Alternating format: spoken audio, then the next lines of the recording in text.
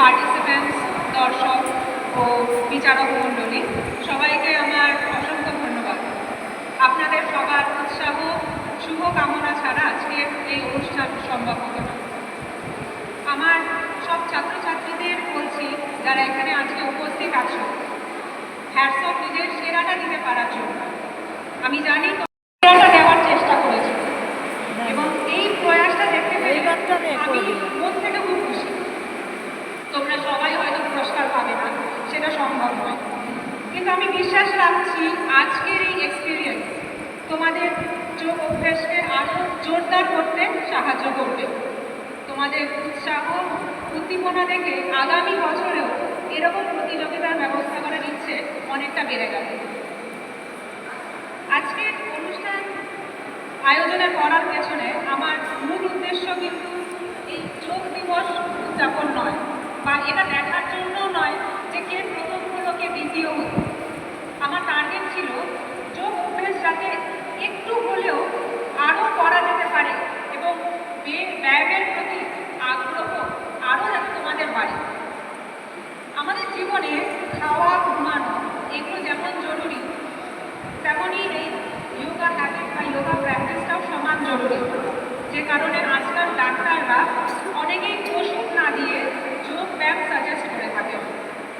তবুও আমরা সাধারণ মানুষরা সেই গুরুত্ব দিতে পারি না।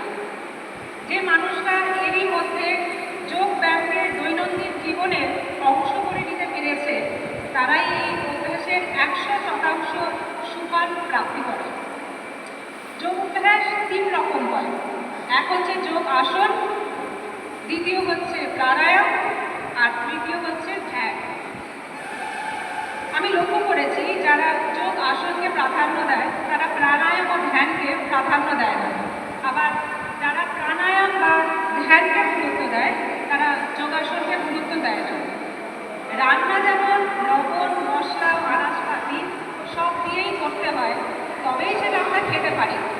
যোগ অভ্যাসও তাই। যোগাসন আমাদের শরীরের প্রতি নিয়ন্ত্রণ আনতে সাহায্য করে। এছাড়াও বিশেষ করে কঠিন যোগ অভ্যাসের সময় মানসিক একাগ্রতার প্রয়োজন পড়ে।